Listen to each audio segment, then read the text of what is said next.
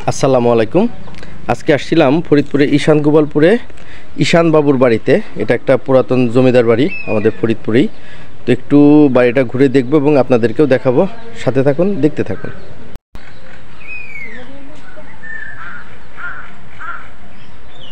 পুরা বাড়ির লুকটা খুবই সুন্দর, খুবই সুন্দর একটা বাড়ি। এটা এখন তারা এখানে বসত করে। এই পাশটাতে একটা পুরাতন ভবন। আচ্ছা, ওই পাশটা একটু ঘুরে দেখে আসি। আমরা বাড়ির ভেতর দিকটাতে যাচ্ছি। খুব সুন্দর, একদম সদর দরজা। একটু আনইজি লাগে যদিও, যেহেতু একজনের বসত বাড়ি। তো এই জায়গায় হুট করে ক্যামেরা ধরা, এই জিনিসগুলা।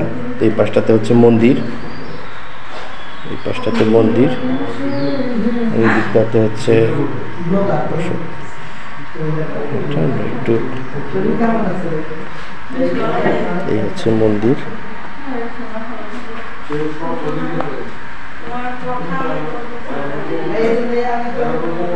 খুব সুন্দর।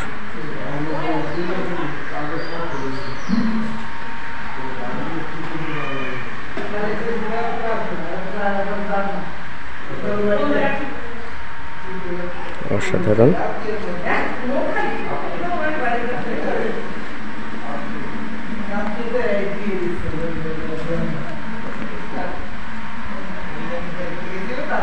খুবই সুন্দর।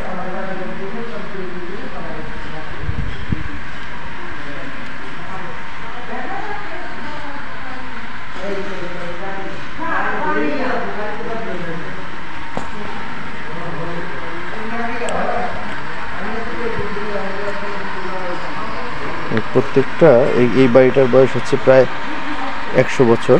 আর তারও আগের কিছু পুরাতন ইমারত মাটির নিচ থেকে এখনো উঠে উঠে আসে। তার মানে এই জমিদার বাড়ির গোড়পত্তন আরও আগে এবং এটা জমিদারি প্রতিষ্ঠা করেন ঈশানবাবুর পিতা। এবং ঈশানবাবু ব্রিটিশদের কাছ থেকে, মানে আমাদের এখনকার দিনে যেটাকে বলে এমপি, মানে সংসদ সদস্য হওয়ার যে একটা পারমিশন, তো ওই ধরনের একটা পদবি তিনি লাভ করেন ব্রিটিশদের কাছ থেকে। এটা তার পুরাতন আরও একটা ভবন। আমরা এই পাশটাতেও চলে এসেছি। খুবই সুন্দর। আমরা এই ভবনের সামনের দিকটাতে যাব। এটা হচ্ছে রসুই ঘর, বলায় যাকে বলি কিচেন। এটা হয়তোবা যখন তাদের এখানে কোনো অনুষ্ঠান হয়, পূজা অর্চনা হয়, সেই সময় একাধারে অনেক মানুষের রান্না বাড়ার আয়োজন এখানটাতে হয়। বেশ বড় করে যেন আয়োজনটা তারা করতে পারে।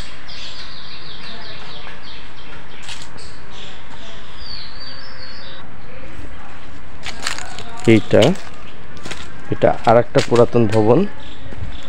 চলে আসছে সেই ভবনের সামনে। এটা হচ্ছে ক্ষীরোদ ভবন। 1342 সম্ভবত, ওইখানে লেখা আছে 1342, শ্রী ক্ষিতীশচন্দ্র সরকার।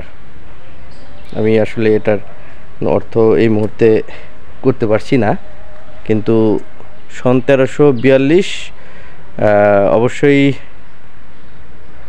সেই সময় হয়তো বা এই ভবনটা তৈরি হয়েছিল। কারণ ভবনের যে নির্মাণ শৈলী বা স্থাপত্য দেখে মনে হচ্ছে যে এটা আসলেই অনেক পুরাতন।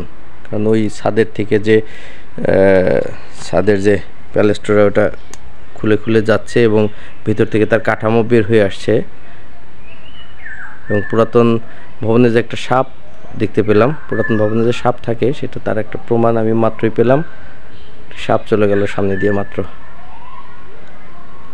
আচ্ছা, আর একটা ব্যাপার হচ্ছে, প্রত্যেকটা জমিদার বাড়ির একটা নিজস্ব ঘাট বাঁধানো পুকুর থাকবে। এটা নিয়ম, মানে জমিদার বাড়ির লোকজন সেই ঘাটে গোসল করবে, এরকম একটা ব্যাপার থাকতেই হবে।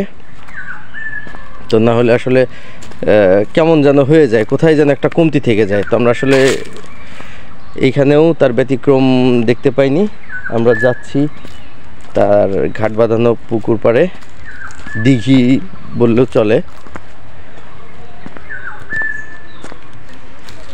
এই হচ্ছে ঘাট বাঁধানো দিঘি জমিদারের। কিছু কিছু জমিদার বাড়িতে একদম ঘাটের সাথে লাগোয়া মেয়েদের গোসলের আলাদা গোসলখানা থাকে। কত বড় একটা বাঁধানো ঘাট, বেশ বড় একটা দিঘি এবং বড় একটা বাঁধাই করা ঘাট। এটা প্রত্যেকটা জমিদারের একটা ঐতিহ্য, থাকতেই হবে। এই পুকুরে 2টা ঘাট বাঁধানো আছে, ওই পারে একটা এই পারে একটা। আমরা আরও একটা পুরাতন ভবন আছে, আমরা সেই দিকটাতে যাচ্ছি, সাথে থাকুন। এটা মূল ভবন। আমরা এখন মূল ভবনের সামনে এবং বাড়ির অন্দরমহল, যেটা অন্দরমহলের এদিকটাতে চলে এসেছি। যদিও একটা বাড়ির ভিতরটা এইভাবে দেখানো যায় না, তারপর আমরা যাচ্ছি। কি সাথে আছেন তো? পুরাতন আরও একটা ভবন আছে, আমরা এখন সেদিকটাতে যাচ্ছি, দেখতে থাকুন, ধৈর্য হারা হবেন না। আমরা চলে আসছি হচ্ছে ওই জমিদার বাড়িরই আরও একটা পুরাতন ভবন। যদিও আগের যে ভবনগুলো আছে ওই পাশের, সেগুলাকে পুনরায় মেরামত করা হয়েছে, বসবাসযোগ্য করে তোলা হয়েছে। আর এই ভবনগুলোতে এখনও সেই কোনো সংস্কার করা হয়নি, আগের মতো আছে। যদিও এখানে পরিবার বসবাস করে, 2 বাড়িতে 2টা পরিবার বসবাস করে। যেটা হচ্ছে পুরাতন ভবন। যেহেতু এই বাড়ির কারোর সাথে আমাদের ভালো সম্পর্ক নেই, আমরা ওদিকটাতে যাচ্ছি না। এখান থেকে বাড়িটা দেখলাম, ভিতরে প্রবেশ করব না।